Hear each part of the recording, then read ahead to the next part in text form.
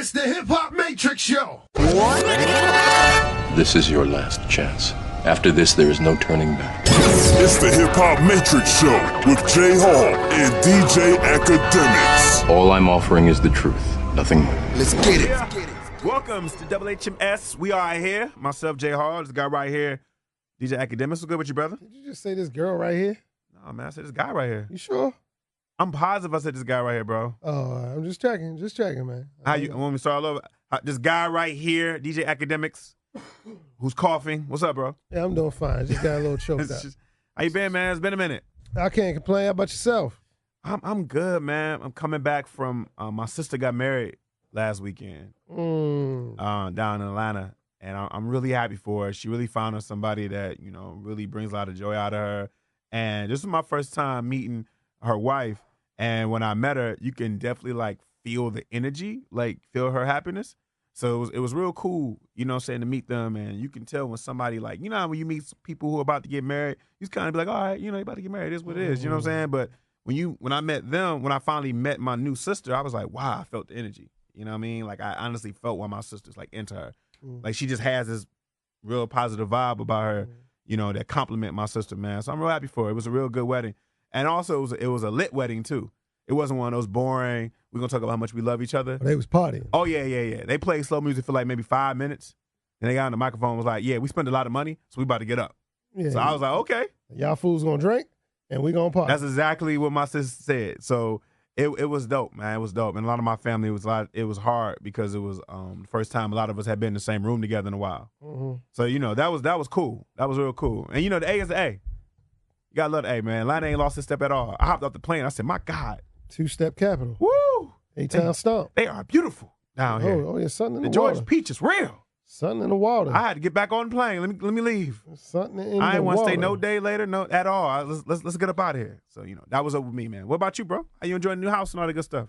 Still putting it together, man. Get the basement done, putting together a gym and studio and all that good stuff. So yeah, I saw you. Gotta make some money. I saw you with the bodybuilder suit on, working out. It's a sauna suit, brother. It is. Thought you had the little bodybuilder suit on. You was working up to be buff. It's called a sauna suit. See you. It's okay. Then you were sitting on the immaculate steps, looking like the stairway to heaven. Wow. Out here getting checks. Can I get on your team? I need a couple more. I need some more. All right. Ain't nothing wrong with that. Somebody help me out. help a brother out. While we were gone, your friend Eminem dropped his album, Kamikaze. And how you pronounce it? Kamikaze? Kamikaze, right? Yep. Yeah. And, he seems to be refueled. He went at a lot of people. One of those people was MGK. You get a chance to catch that disc back? I did listen to it. I didn't really catch it. I mean, I don't know. I caught it, but I didn't catch it. Here's the thing. I mean, it's nothing no different than Eminem has not done before. As far as the fact that he come out and he say names, he diss people. His beef with MGK apparently comes from a tweet. MGK had tweeted about his daughter about 6 years ago, saying she was hot. And, MGK on his response is pretty much calling M a hypocrite. But when I did the math, you realize that the reason why M was probably so upset is because his daughter at the time was 16. MGK might have been a little wrong about that. You ought to be lucky you got a little bar if you are talking about my 16-year-old daughter is hot. I don't know if I put that on the song. I might have to come see you personally. Yeah, that might rub me the wrong way. Yeah, just a little bit. I don't know if that's the same playing field. Yeah, we might have. I don't know if I would retaliate in the song either. I might have to really see you. Right. But I can't say the song that MGK put out against M is whack, though. It sound kind of dope. Did you get a chance? You ain't get a chance to hear it, right? I didn't hear MGK's joint. Yeah, I mean, he dropped it out soon. Eminem's album came out Friday on the sneak tip.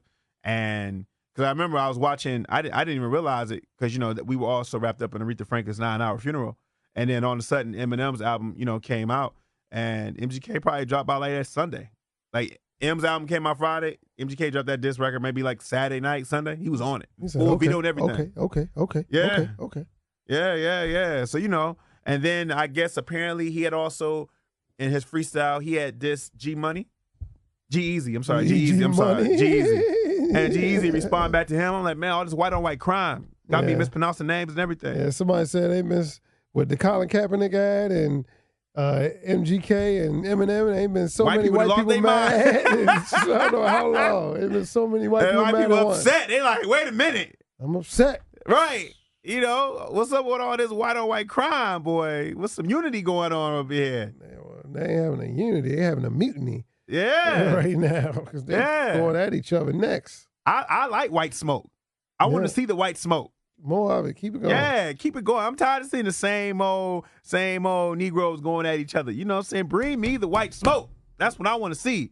So shout out to MGK for responding. But from what I'm hearing, Eminem is gearing up to make his song vicious against MGK. So ain't no telling. I don't know, man. This is where we at right now. You know, no telling. Let it go. Let it go. Somebody else who was deeply affected by Eminem's shots is Joe Budden. Eminem talked about the fact, you know, Joe Budden had been criticizing Eminem for feeling as if M has jumping on the woke train when Eminem had that verse where he was talking about Trump and Joe criticized that. Now, for some of you who don't know, Joe Budden also technically was signed to Eminem under Slaughterhouse, right? So that's what made the whole situation a little bit sticky. And M finally responded to that. And Joe responded with an hour-long rant on his podcast. He claimed that M's verse is not good enough to make him come out of retirement because Joe Budden has been retired, I think, like 2 years now, he said. But he's claiming that the verse isn't good enough for him to come out of retirement. But, man, he felt it was good enough to go on an hour and a half rant. He got to do what he's known for and what he's good for right now. Boy. He knows the rap ain't going to make him no money. So but that podcast will. So is that the new bar now? Is that the new reply bar? Is you just rant?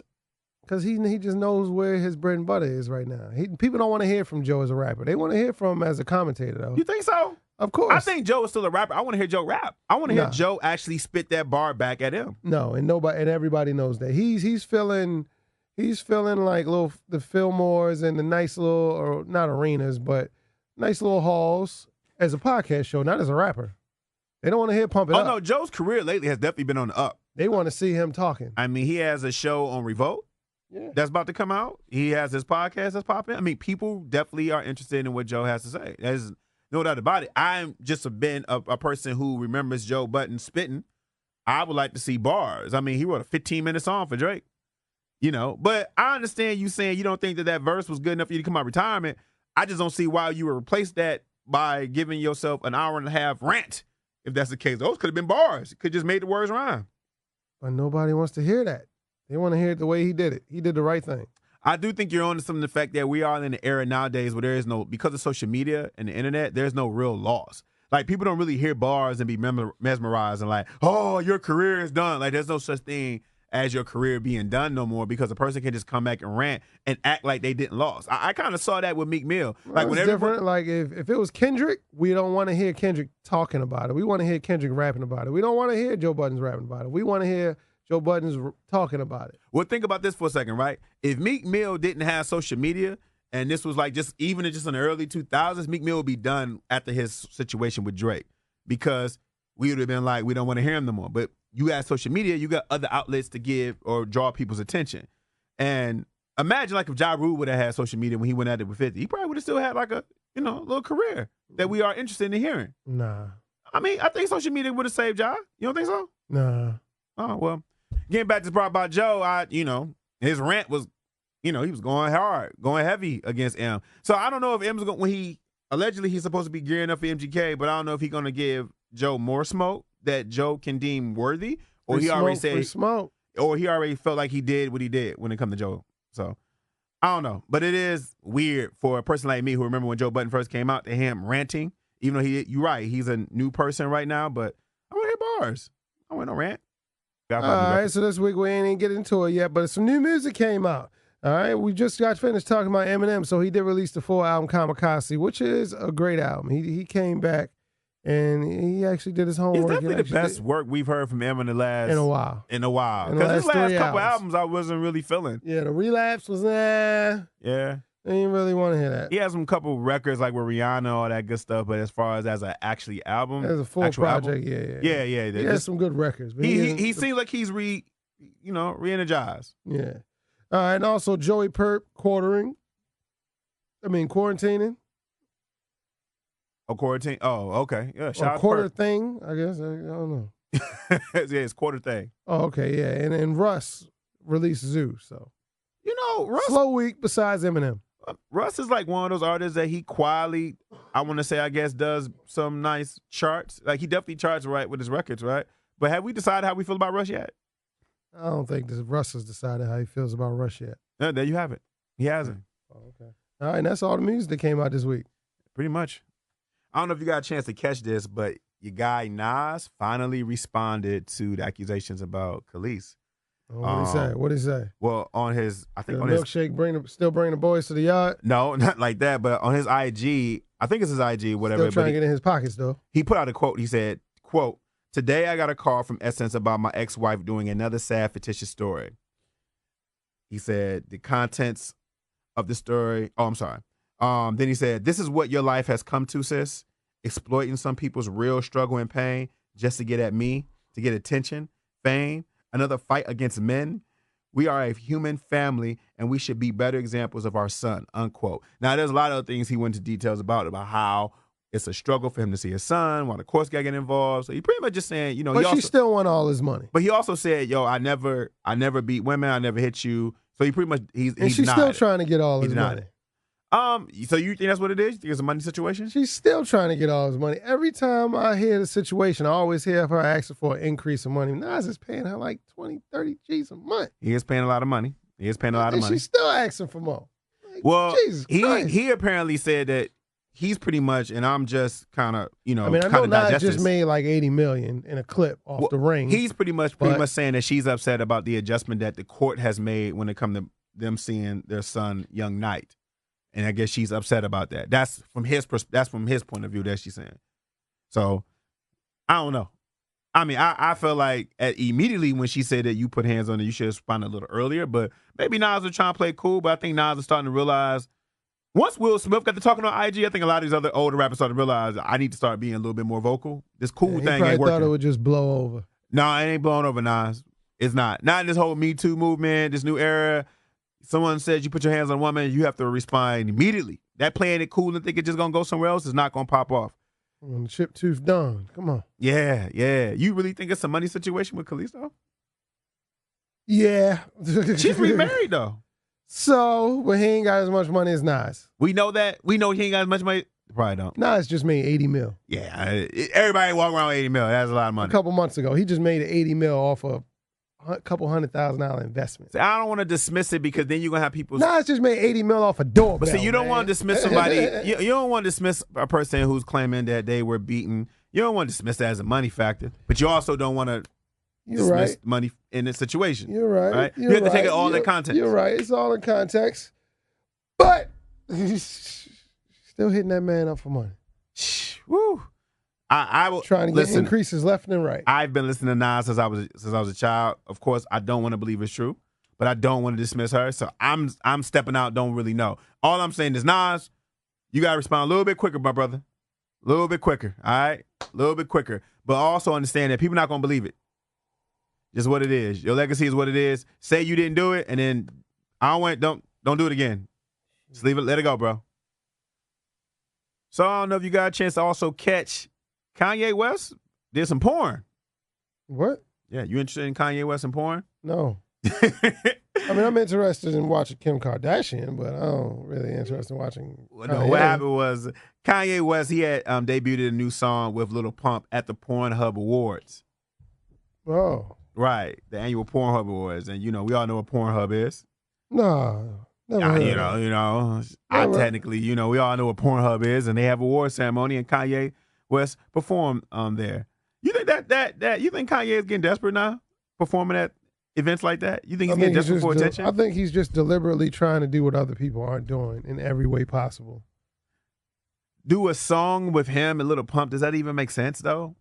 Is my question. I mean, it makes sense because Lil Pump is new and you got to evolve and you always got to reach out to the upcoming generation and help stay current yourself and help stay current yourself. So it just feels like Kanye has been on a real apology tour. Like he apologized for saying slavery is a choice.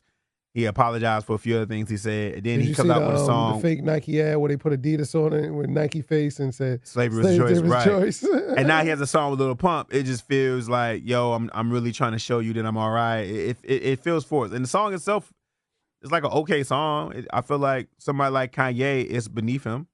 Not so much the fact, you doing a song with Lil Pump. Just the song itself, the quality of the song itself is not that dope. But you got a chance to check it out? No, I haven't heard that one yet. It's not that dope at all. Like, it's like one verse, here verse, and that's it. The video, they rapping in some oversized clothes. It's just, it's all right. I don't know. Kanye, for him to be a genius, I feel like he's been missing this mark a lot lately. But I feel like he's trying to rebuild bridges that he burnt. Mm-hmm. But it might be a little bit too late for that. You might just have to just keep on pushing. You already been lost in your world in Wyoming, man. Just keep living in Wyoming. I'm actually feeling good about watching football now, watching the NFL. You are? And you want to know why? Why? Because I know that Nike is going to bully the shit out of the NFL. Oh, you talking about with the Colin Kaepernick? Yes. And they are going so hard. They placed a big ad in Times Square with Colin Kaepernick and said, stand for something, even if it means sacrificing anything. And if anybody who's ever been to Times Square, they know that the hotel where the NFL has all their meetings at and the NFL offices are is right across the street from right there. I never knew that. Yes, it is. I never knew that, bro. It's right Seriously. across the street because then you got the NFL experience right there. But right across the street in that hotel, that big hotel right there, is the NFL headquarters where Goodell's office is. So literally, that billboard in Times Square is right outside of Roger Goodell's office. Oh, wow. I never thought about that. Yes, but Nike knows that.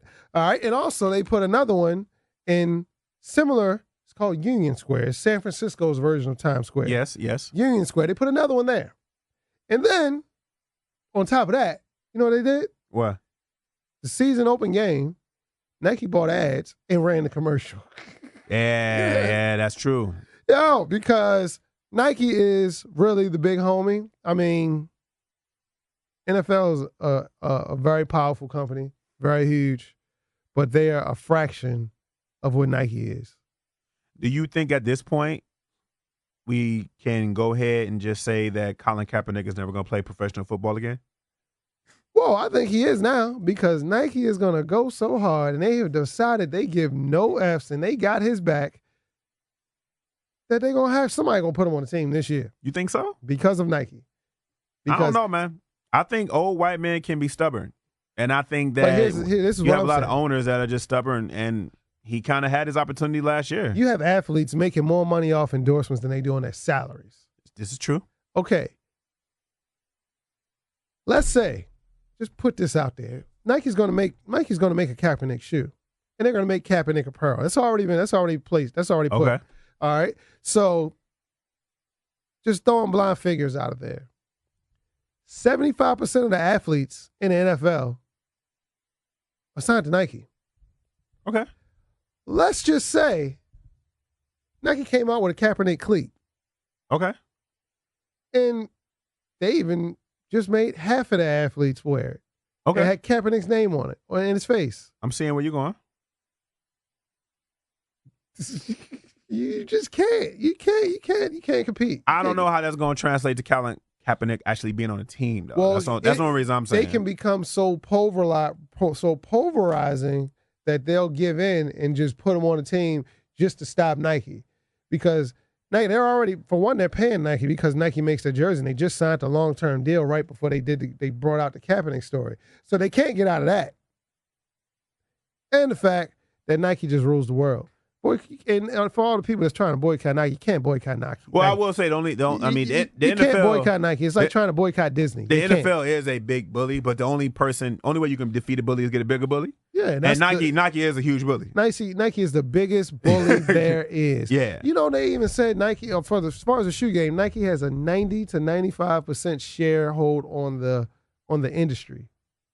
I mean, everybody else is splitting 5%. Reebok, Puma, New Balance, Under Armour, they all splitting 5%. It's not even close.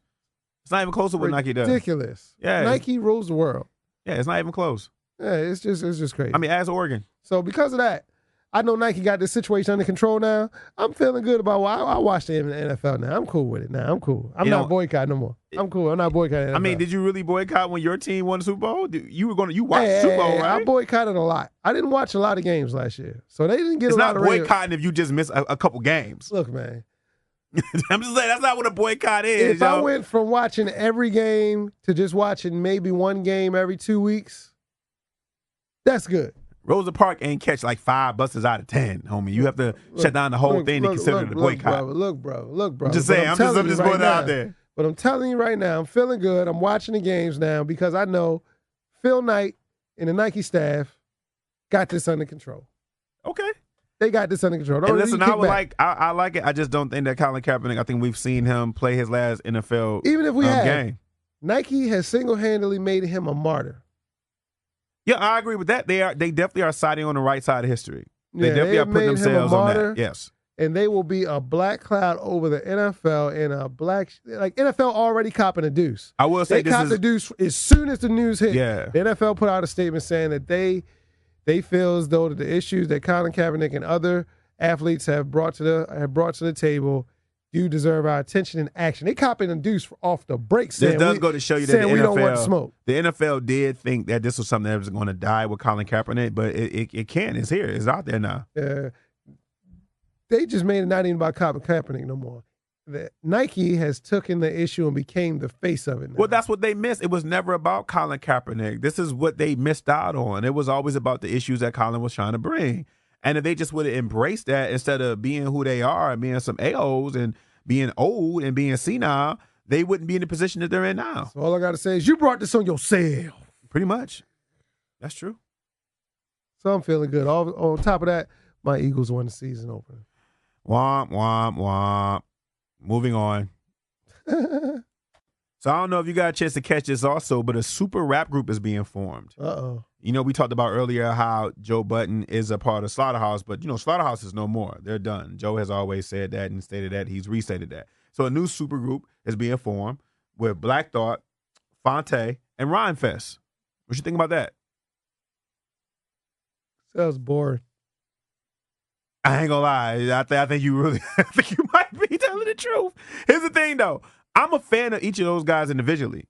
I don't know if that's something I want to see all together. Sound like they're gonna have great lyrics, but it's just gonna be so boring. Nah, here's the thing. I'm gonna be honest.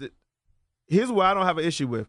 You telling me Fonte and Black Thought are gonna do some songs? I'm with that because Fonte has proved to be very much so like not in the box. You know what I mean? From Little Brother to his other work that he's done to his solo work, like Fonte is not in the box at all. Black Thought, has shown us that he also is a straight artist. He's been doing his thing. With Rhymefest, I mean, he might have written some rhymes, but as a solo career of his own, Ain't he trying to be a governor or something? I don't know what Rhymefest is trying to be, but wasn't he a politician? What work does Rhymefest have that add up to those two to make us be like, yeah, you know what this group need?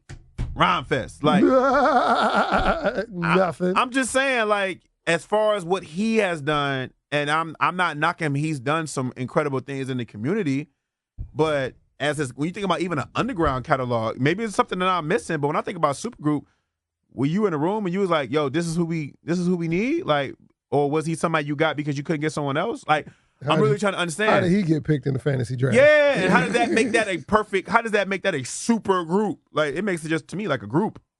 I don't know if it's a super group. Fonte and Black Thought would have been a dope duo, a super duo.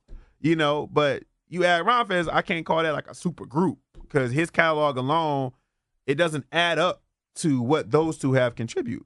When I think about supergroup, that's when I'm thinking about everybody has brought an equal amount of work, and now you're putting them together on one album. But I mean, you tell me, am I wrong? It's gonna be an album, or they just gonna make a couple songs? It's an album. It's gonna be a supergroup. It's gonna be an album. Wow. You want to check that out? No. You sure? You don't want to hear Rhymefest? I'm positive. You don't want to hear Rhymefest do his thing? Nope. You sure? You don't?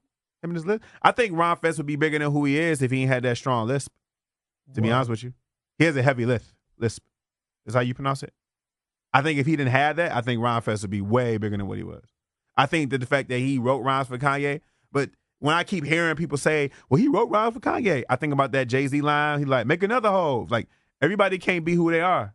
You understand? Like, it worked for Kanye. It's not gonna work for you, unfortunately. Even though you might have put pen to the paper, that's a great example of that. Because why hasn't Rhymefest even been a smidget or even halfway what Kanye is, if that's the case? He hasn't even had one record. Not one that I can I remember Brand New. Brand New was pretty dope, right?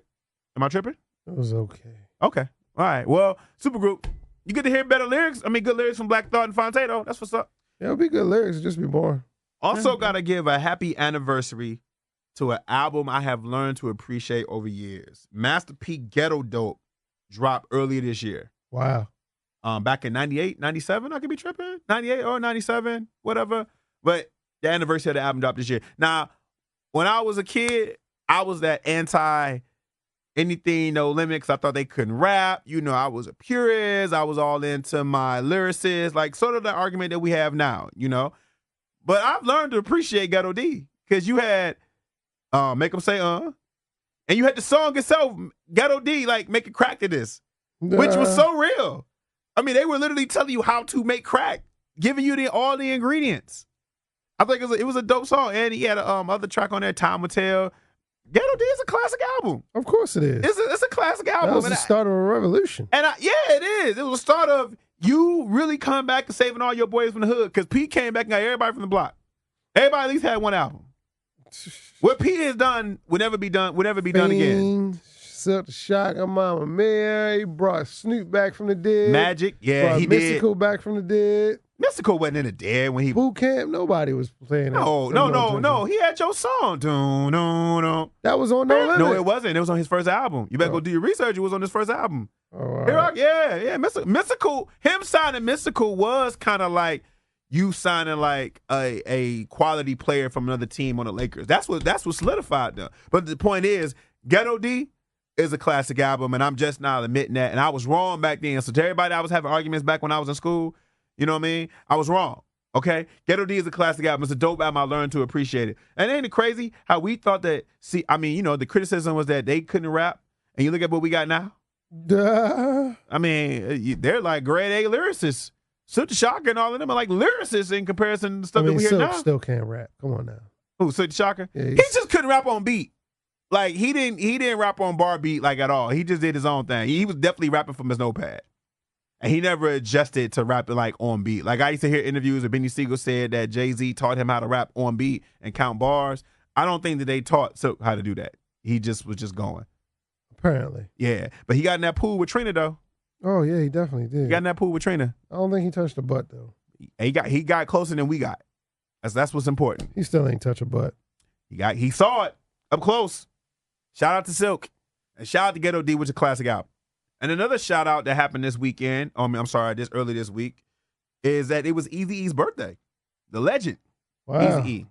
Yeah. Easy does it. Yeah. His daughter did a photo shoot of all of Eazy-E's pictures, like him sitting on the throne, and then the picture of him kind of like rolling up weed, being on the phone. It's a real dope, celebration to Eazy. I think Eazy would have been like in his 50s at this point, because he was older than everybody in NWA. He was the oldest. Although he looked the youngest, he was the oldest. And Ice Cube at that time looked the oldest, but he was the youngest. Yeah, he was the youngest. Yeah. Ice Cube was still in high school. Yeah. But he's always looked like a grown man, But Eazy-E, man, sometimes we forget about Eazy-E's contribution, to the game. Thank God for the movie Straight Outta Compton, because it kind of revamped his legend. And people got the chance to see Eazy-E, full-hand genius, and what he did. The thing that's so crazy is that Eazy was not a rapper at all.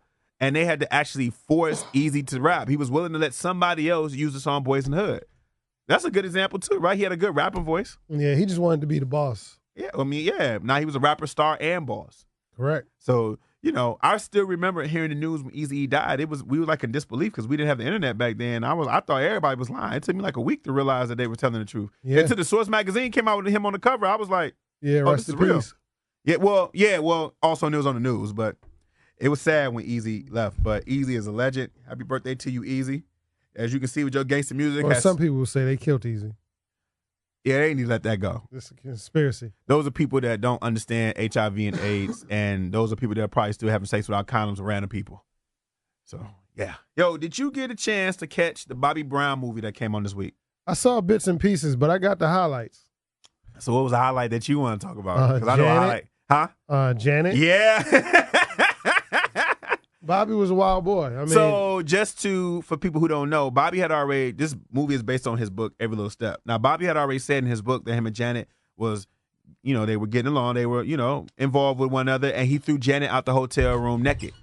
Now, they didn't really put that in the movie. They hinted in a couple promotion commercials where a girl was holding a blanket over her body, and she was like, "Who are you?" And he's like, "I'm like Brian, close the door." But when I actually saw the movie, they didn't put that in the movie. Unless somebody else saw it in California, the movie I saw on BET, they didn't. Janet probably made some phone calls like, "Look." It was weird to kind of watch the Bobby Brown movie, and you're watching that part about Janet, and they were also playing commercials of Black Girl Rock where they're going to be honoring Janet too. Black Girl Rock. So it was weird to kind of see that going back and forth. I mean, it was this is still 30 years ago. So. Yeah. And, listen, to Bobby's defense, and I say this in the most respectful way to everybody who was involved, Bobby had allowed a lot of people to think that he was the bad guy for years. Mm-hmm. Let's keep that in mind, all right? He never really told his story literally until everyone was dead or too old. He accepted the bad guy role. He let everybody say what they had to say. Yeah, everybody felt like he taunted Whitney Houston. I remember my mother back in the day was like the only one who didn't believe that. She was like, Bobby ain't put Whitney on no drugs. He just showed her how to get it cheaper. I remember looking at my mom back then like, Mom, but she never bought that story, but that was the image. And Bobby, his image has suffered for that. So, it's only right for him to tell that story. I mean, they just had a Whitney movie that was out in theaters, and from what I understand, they trashed him in that movie. So it's only right for him to put his movie out. But I will say this. The guy who played Bobby, he really enjoyed it. Oh, yeah. The cocaine. You know what I'm saying? The women. Shout out to Woody. He's been playing him in the New Edition. He's been playing the hell out of Bobby. Yo, it was a good deal he because has turned into Bobby. I'll put it that way. They ran the New Edition movie before it. Mm-hmm. And when you do get a chance to watch the movie, I was wondering how they were going to do it, but they did it really well. The movie starts off, not to give it away, but it starts off after they kick Bobby out the group. And you get to see where his life went where his life went. So, because I was wondering, are they going to take it back from Bobby growing up again? We just kind of saw that in the New Edition movie, like you just mentioned. But no, they took it from that route, and they give you his perspective and how it happened. And people who played the actors of New Edition in the movie, they had small cameos. Mm-hmm. Like, for example, and this is documented, Johnny Gill was the one who told him about Whitney. And I remember seeing that, years later. Bobby, he was on tour with, I think, Ralph and Johnny at the time when he found out about Whitney. And everybody was checking their phone, And he was deeply hurt, by that, because that was his ex-wife at the time, but that was still something he was involved with. But, man, it was fun to watch Bobby work, boy. The cocaine, the women. He's a wild boy. The drugs, But to have Whitney and Janet under your belt, that's like having Rihanna and Beyonce under your belt right now. You can't go wrong. It's like, he lived a great life. Yeah, but to be Bobby then, you would have to eventually be Bobby now. What you mean by that? To have as much fun as he did back then, you would have to pay for it now. Yeah, that's he's true. Paying for it. Speaking of paying for it, Bobby survived all the drug use and the wild life that he lived. We got word on the way here about Mac Miller passing away of a drug overdose. And that go to show you the downside of that. They didn't have pills. Bobby was a cokehead. I mean, but you can die. You can overdose off coke. True. You can definitely overdose. But you can overdose off coke. Let's be clear. You know what I'm saying? You can definitely overdose off crack. They don't overdose off snorting coke. What? What are you talking about? People overdose off coke all the time. Not like that. What you not like what, bro? What are you talking about? You talking about that blue magic. Oh, snap, man. Not just your everyday cop and bop. Come on. You talking about that Frank Lucas, that blue magic, man. Come on, man. I guarantee it. I stand by it. I approve it. But it was sad to see that Mac Miller, nowadays when I see someone's trending, man, I get a little chill because Mac Miller apparently was found in his place in his home and he's dead from apparent overdose. 26 years old. And I let's be honest, we were hearing about Matt was kind of like going through a depression about because, him and Ariana Grande had broke up and she's in a newer relationship. And, when there's a celebrity you've been dating and you see them on TV, they're dating someone else now, and you already had issues, I can only imagine probably like, what he was going through when you got money and access to all that drugs and you can just indulge. A lot of people, they kick their drug habit because they run out of money, but if you don't run out of money and you can just go in. You're just going to go Scarface on the table. That's just what it is, and he had his issues beforehand. Let's get that clear. Chi-Chi, get the Yale. The fact that, I'm pretty sure his recent things in his life, it was hard for him to recover, and it's just sad because 26 years old is extremely young. Yeah, I just think we just need to stop glorifying drugs use in music. That's the biggest thing. It ain't gonna happen, but we need to, right? Yeah, we need to. I mean, he was definitely a great talent. I met him, I think once or whatever, and I knew people that had met him, and he had a great attitude. You met him before, right? No. But we've always heard good things about him, right? Yes. Yeah, that he do anything for you, any show when he come through. He never was a diva, things of that nature. So it just go to show you that life is deeper than what you see on social media, because we're really big to be on social media and think what we see, man. But, it's sad when we got that news on there. We got that, and on the way over here, we heard about Nicki and Cardi B. Yeah. It's like two things that happened when you and I linked up, Cardi got a nice little lump on her side of her head. Apparently, during Fashion Week in New York, Cardi B allegedly confronted Nicki. The video clips that we're watching as of this moment, you see her shoe. You can't, you see her throw a shoe. You definitely know Cardi is upset at somebody. And she wrote this long, lengthy thing on IG about when you attack when you talk about me and me being a bad mom and all that, that's when the hat's off and you try to stop me from getting my bad. She still don't call Nicki by name, though. And I wish you called Nicki by name. I'm so sick of this new Drake era of people just this subliminal and you still don't want to say an actual freaking name. Say Nicki F you is what I want to hear, if that's the issue. Because it's like, what the hell, man? You know what I'm saying? But she definitely threw her red bottom. We don't know who she hit. And you said there's a picture of her with a lump on her head. Yeah, she got a knot on the side of her head. I don't know where it came from. Yeah. But it's a lump there. Maybe by the time you see this, you hear us, you'll actually see the video. That'll be clearer. I mean, TMZ is on it. We're all going to be watching TMZ for the next 24 hours. So they seem to be on stuff like that, like a lot. So, and it's so crazy because Nicki had just, I think, announced or allegedly announced that she was going to donate money to the actor Jeffrey Owens. Yeah, who he actually accepted Tyler Perry's offer to pick up 10 episodes on Tyler Perry's new sitcom. Jeffrey Owens, if you don't know who he is, he was the guy that played the boyfriend of Denise on the Cosby Show, who later on was the wife. Later on was the husband, not Denise, the oldest one. Yes. But he later on became the husband, and apparently someone took a photo of him. He had a job at Trader Joe's. Yeah, working at Trader Joe's. That was like his part-time job. Yeah, and it became this big thing. People were like, here's the thing. I definitely don't think you should laugh at somebody doing their job. But I definitely don't think there's nothing wrong with being like, yo, who's this guy? Why is he here? Like, there's nothing wrong with asking that too. But you should respect people for doing their job, providing for his family. It shouldn't be nothing to be. Being a man. Yeah, it's being an adult. You got to take your responsibility is what it is. I mean, I came out of college pushing a broom because radio wasn't hiring it like that. So I was pushing the broom with a degree because rent had to get paid. And you get in radio, you still got to push the broom because you realize there ain't no money in it. Yes, absolutely. You know what I'm saying? So, that's what it is. So, I don't know, man. You guys got your, a lot of you got your morals and stuff like that all mixed up when you dogging somebody for working a job. Somebody who you wasn't even thinking about yesterday until someone took a picture of it. And half of you kids didn't even know who he was because you went around for the Cosby Show. So it had that impact on you. He is thanking all of you for doing that right now because he just got paid. Matter of fact, would you take a picture of me and DJ Akademiks, us doing some regular work, so somebody can come have sympathy for us? Tyler Perry come and cash it, right, and write us a check. 10-episode deal. Right. What if that was a ploy? What if he did that on purpose? Send me a quick 25 G's. Hey, what if he worked at Trader Joe's for like 2 months, we find out? And he did that just to get on, so somebody could take a photo of him. What was that? All that was a plot. I mean, he's a genius. Yeah, he's a super genius, and it worked. I'm about to go do that, but I don't think nobody would care for us. They'll just tell us brown or plastic. He probably wouldn't take a picture. Right now, he's going to be too stuck up to take a picture. We're like, nah, I'm good. I'm on tables. I ain't messing with y'all. Well, that about does it for us. We're gonna cut up out of here, man. We got a lot that we about to get into when it comes to our regular life. What you got, bro? Nothing. So, hey, just chilling with the family, spinning records.